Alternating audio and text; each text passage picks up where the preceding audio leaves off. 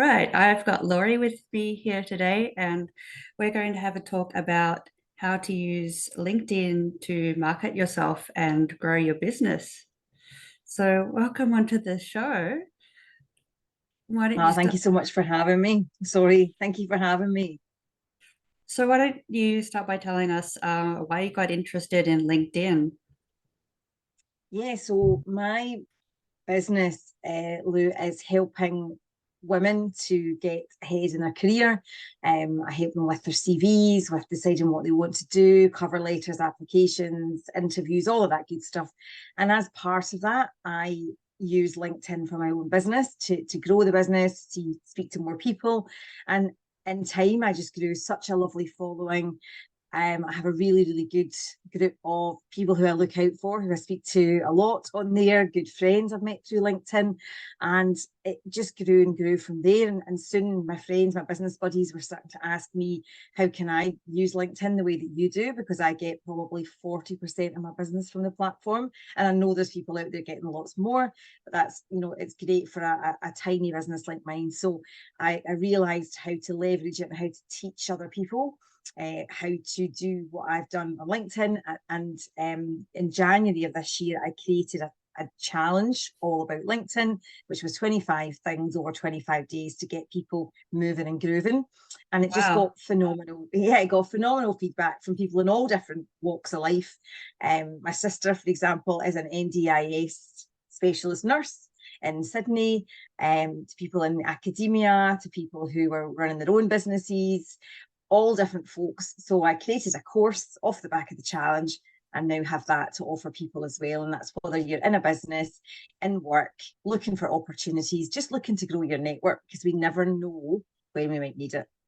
Oh, wow, that's amazing. So it works for anyone in any profession?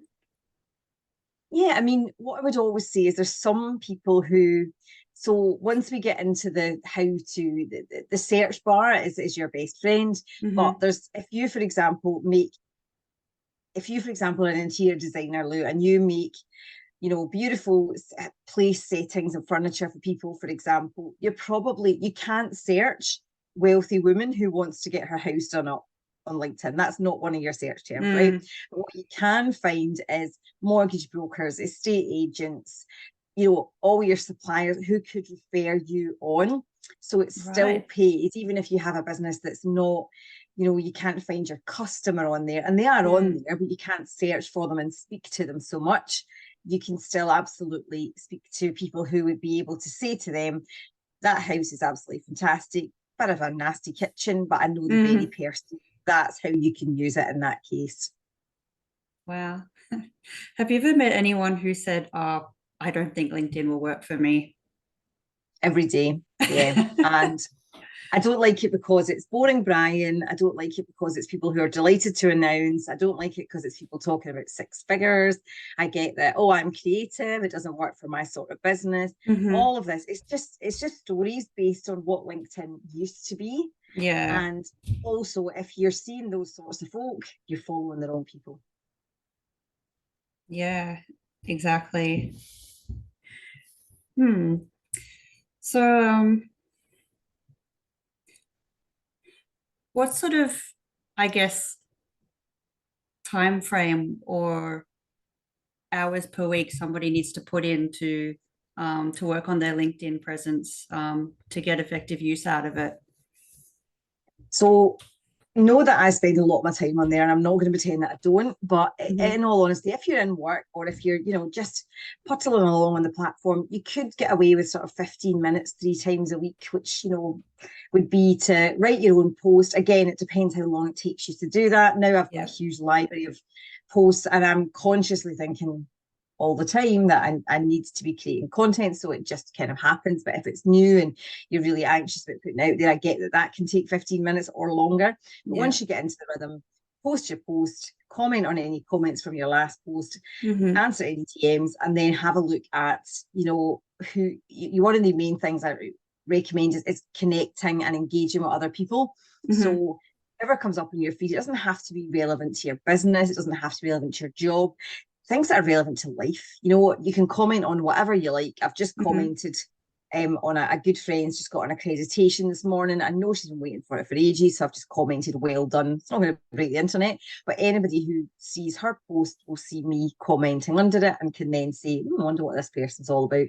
So it's really worth going and connecting on other posts. If there are people on there you do want to build a bit of a relationship with, definitely well worth kind of looking at what they're talking about and joining in those conversations. And I always say to people, yes, you will feel like a complete creepy weirdo when you start doing that. That is normal. Ignore it and carry on going, because it is a social platform, and people, unless you're posting something nasty or mean, which we're going to assume that you're not, people only like people commenting on their post because it gives them bigger traction. Once they post and you comment, it shares the post with more people. So it's actually a really good thing. And as long as you, as I say, are not posting anything really awful or negative or selling your own services on another person's post, which is totally, bad, like as usual, then you can absolutely comment on anybody's post, with your own thought.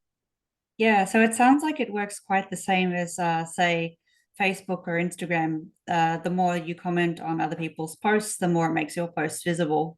Is that right?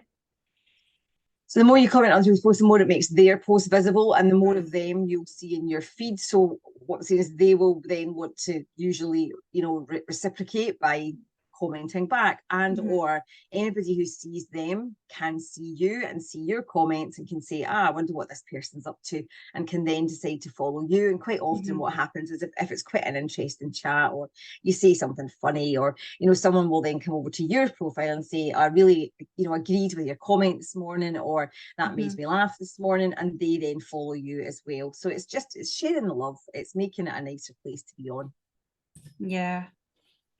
Yeah, and that's, that actually sounds like it's good for everyone, because when we do have these really nice, warm social interactions, then LinkedIn becomes less of a stiff and boring suit man place. Exactly. And yeah, there are lots of grey suits and people who say that they're delighted to announce, which nobody else really cares about. But there's also a huge, army of people going on and being themselves and saying business isn't all a barrel of laughs. Recruitment is tough right now. There are, lots of things going on in the world, and people can't, there's a real fine line. I'm a business owner, so I can essentially say what I like, but I do contract for other people, and I do so I personally steer clear of anything political. My choice. Other people may feel differently. Just to keep it, clear, and mostly talk about my business, but also share what I do in my spare time. And these are the posts that people love. These are the posts that people really get behind. And it's funny if you post about, buy my stuff, crickets. If you post, I'm off to see, my biggest post of the year was probably, I'm off to see Elton John this weekend. I bought my ticket 5 years ago. I'm so excited. Who's the biggest person you've ever seen? And I maybe got 25 comments of this person, that person. That's the sort of thing. People like to just go on there and be human. Yeah. I've seen that. Of the people that I follow, the posts that they get the most engagement on are the ones that are like stories about themselves, and not just like the bragging stories. It's the,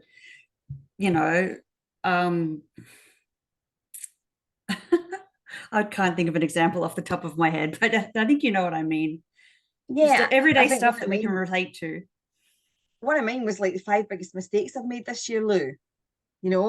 And people love that because one, you're being honest, and two, everyone makes mistakes, right? So it's like, I posted, and it was really honest. I posted about some things I'd done to change things, and after I had a sort of break in the middle of the year, and things kind of changed around for my business, people loved that because it was, wow, you're being honest and transparent. Because in the business world, so I see both sides, right? So because I help business owners get back into employment, if their businesses aren't doing well, they often come to me to do their CV and get them moved. It's quite a tricky process because yes, we have a ton of skills, but we're also quite a threat, and there is a fear that we won't be able to take instruction or lose our flex, and it's a tricky transition. So someone like me comes in at the sort of transition point. So I see all these sack the boss and self-employment's amazing and all these posts, and then I'm hearing on the other side, Laurie, can you write my CV? So I spoke about that this year and was like, hang on a minute. Yeah, I've literally got someone putting up my new shiny website and messaging me on the same night saying, not making any money, can you help me? So self-employment isn't, it's great if it's making you money. It's great if it's working. If it's not, it's a very, very stressful and expensive hobby. And for some people, it's not the right decision. And people will really love that. And I've spoken about it a few times this year because it's true. And for all the sack the boss, here I am on a Tuesday afternoon at Ascot, or Tuesday afternoon drinking champagne. It's what you have to do to allow that to happen. One, you're checking your phone in the toilet, 100%, we're all doing it. You're having to put on out of office. It makes you behind for the rest of the week. That's the reality. And I think when you can talk a little bit more into the reality of it all, people start to say, oh, it's not just me who thinks like this. So those are the posts that got to get the best traction. A bit of humanity, some storytelling, and you don't have to be an amazing storyteller or a brilliant writer. You can just go on and start, is what I would recommend. I am a fairly decent writer, I think. I write CVs for a living. I love writing. That's my passion. That's the way my brain works. I'm not good on the other side of the numbers bit so much. I do it because I have to, but it's not my doesn't bring me joy. You don't have to be amazing at anything like that. You just have to start. Look at the posts that do better. What are people most interested in? Tap into that, and a little bit of rinse and repeat. That I put a picture up just before the holiday of me with a strawberry daiquiri and said, I'm off for the next 4 weeks. I was actually looking for a bit of work at the time, but I sort of said, I can relax, and when I've not got brain freeze, here's some things I could do for you. And again, massive, oh wow, that looks amazing, good for you, blah blah blah, all of that good stuff. So yeah, these are the sort of things people think, actually, this is what we want to hear and see, not grey man in grey suit quite so much. Bless him. Yeah, that's wonderful. So something that would be of benefit to my audience, say you're a small business owner and you want to promote yourself on LinkedIn, but it's all blank slate. You've not done anything before. Where should you start?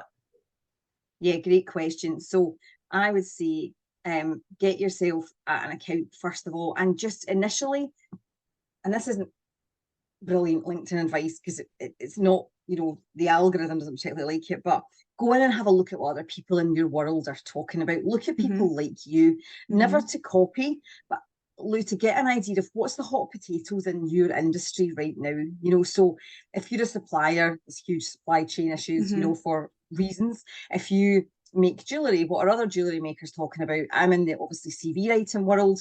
There's been a particularly persistent, irritating person who keeps popping up and upsetting already nervous and anxious job seekers. That's what I'm seeing in the feed, plus all the chats about flex, hybrid, remote, blah blah blah. So all of that stuff's coming up. So look at what other people are talking about, join in the conversations initially, and then do an intro post. Now, you won't have millions of followers at this point, so it's only those people will see it. Talk about what you can do, how you can help. Never be scared to talk directly about your sales or products. Never be scared to say, here's how I can help you. A good way to do this that looks visually appealing, if you can be jiggered to sit and do it on Canva or other options are available, is to create a little carousel, a little slider. Technically, they don't allow carousel posts anymore, but you know what I mean, a PDF, one of those slidery ones that people can scroll through. Here's how you can work with me. Those are fine. Every now and again, we have to talk about what we do and how we help. Also, what you've been working on. This week, I loved working on X. I'm doing this. I'm working on this. I've been here, I've been there. I do a lot of networking. I do a lot of socializing for business. I was at an awards last week. Haven't actually talked about it yet, but that's other content. Just start thinking of, I suppose, who are you speaking to? Yeah. Is it you 5 years ago? For most business owners who are in this sort of coaching and development space, it usually is. Or is it, someone who you want to buy your products, but what might they be interested in? What are the questions that you get asked? What are the FAQs? What do people say when they meet you? Mine is always, you're much smaller than I thought. I've got quite a long neck, and then it kind of goes downhill from there on in. I'm only 5 foot. So what are the things people ask you and talk to you about? And, oh, that must be, what are the assumptions people have? So, you must sit all your time in your studio. Actually, most of the time I'm poofing about post offices and posting stock. What do people think about your world? start to post and just look at what gets good traction. What do people like? I always do an engagement post on a Saturday, which is basically a post that asks a question. You know, how's your week been? What's the best thing you've done this week? What are you up to this weekend? And it gets some traction, it gets some responses about, oh, that sounds really good, you know, and your pals and your fans will always be there and say that's interesting, or that sounds fab, or oh, I wish I'd been there, or you know, you're just starting a bit of a conversation. As I say, this is not advice that's going to make you go viral or break the internet. This is just get started, and then look at, as I say, the sort of trends. Then you can start to add a bit of an opinion. There's some things I really steer clear of because they just get too, you know, it's a bit nasty, and I don't have time to be answering nasty posts all day. But there are other things where there are hills you're prepared to die on. Mine is, you do not need your interest on your CV. Every time I post, I get loads of random comments and people saying that you do. But it's great because I do it every now and again, and it gets a ton of traction because it's controversial without being, you know, awful or horrible. So what's controversial in your industry? You know, everybody is different. In the HR world, if it's a maker, whatever it is that you do, social media. I got a really good email this morning. I store things up for a bit of inspo about, you know, why we continue to use meal prep services like Gusto and HelloFresh and Mindful Chef when we could actually just go to the supermarket and make a recipe. Actually, it's all about convenience. So I sometimes post about how I always buy frozen mash, and I don't buy it. I don't stand with a tatty peeler and all of that because I don't want to, and how buying in my service is a little bit like that. So yeah, really good place to start is, what are other people talking about? Join in those conversations, introduce yourself, and then start to look at what's assumptions, questions, controversies in your world that you can have a bit of an opinion and say on. And it's finding your own voice as well as your brand. So today I'm in my traditional leopard print. What can you have as your branding, so that when people see the post, before they even recognise your face, they go, that will be Laurie, that will be Lou. You know, what is specific and familiar to you that people, and you only get that through by lots of repetition. You know, it's like the golden arches of McDonald's, whether you like it or not. It's instantly recognizable. So what can you do? There are people in my world who, one of my friends always she has yellow hair, she wears bright colors. Every time you see her post, you spot it a mile away because it's her. There's other people who blend in a little bit more. You don't have to be wacky and crazy. What I mean is, what is your things that you do? It could be your dog, it could be that you have a chicken, you know, what's your thing? And people always struggle with this and say, I'm perfectly normal, I don't have it, but everybody has something, you know. It could be that you start your post with a hashtag.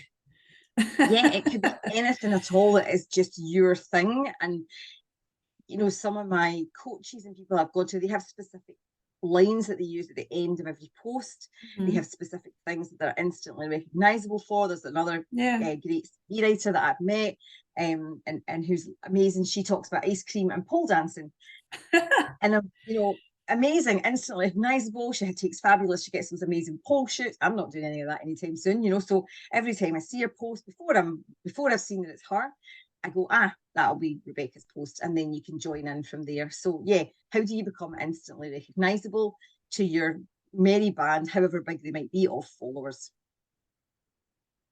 Yeah. that sounds like a great strategy to follow, honestly. Put yourself out there, be consistent, and be you. And you're saying it's okay to have an opinion? Absolutely. And it's okay to also, this notion of professionalism, I get this a lot, Lou. I train a lot in universities and graduates and PhD, and you know, I have to be professional. What is professional? We've just been through a, you know, on and off pandemic. We're in people's houses anyway. I've seen your animals. I've probably seen your washing hanging in the background at some point. We don't. There's lines. Yes, of course. As I say, I work for myself, so I have much more freedom in this place, but you don't have to be rigid or professional. The posts that do the best have a picture on them, even better if it's your face. Now, not every single post, because sometimes people are just trading on their face, but what can you show your face, especially initially, so that people get to recognize you, who you are, the person behind the brand. What are you known for? A really good example is someone I followed this year. She's been made redundant twice, bless her, in a year, and she's been a sort of shining beacon of joy and positivity with that. She's also done really well with her weightlifting, and she's continued to work on that. So every time I see her little, in the gym with her little bar up here picture on LinkedIn, I again immediately go, there she is. So she's not doing anything wrong by going to the gym when she's not employed. That's perfectly fine. But the old way would have been you can't show yourself in gym clothes, for example, on LinkedIn. The new way is, wow, she's doing really, really well. She's competing. She's totally focused on this. Fantastic. That tells me quite a lot of things about her as a person. If I was going to hire her, that she is consistent. She gets the job done. She's focused. That's all much better than sort of sitting about not posting your face, not posting anything because you're scared. So thinking about that sort of consistency and creating your own brand, much as I don't love that as a phrase, it's kind of what we have to probably do to stand out and be noticed in a busy social world. I completely agree. Excellent. So it is about time for us to finish up, but Laurie, I would like for you to let us know if we wanted to find you. Is LinkedIn the best place? LinkedIn is always the best place. I am on Instagram and Facebook as well, but I'm Laurie McPherson, career wing woman on LinkedIn, and I talk about LinkedIn and also about careers every single day, because that's what works for me. Brilliant. That sounds perfect. You're so perfectly focused on one thing and doing it well. Thank you.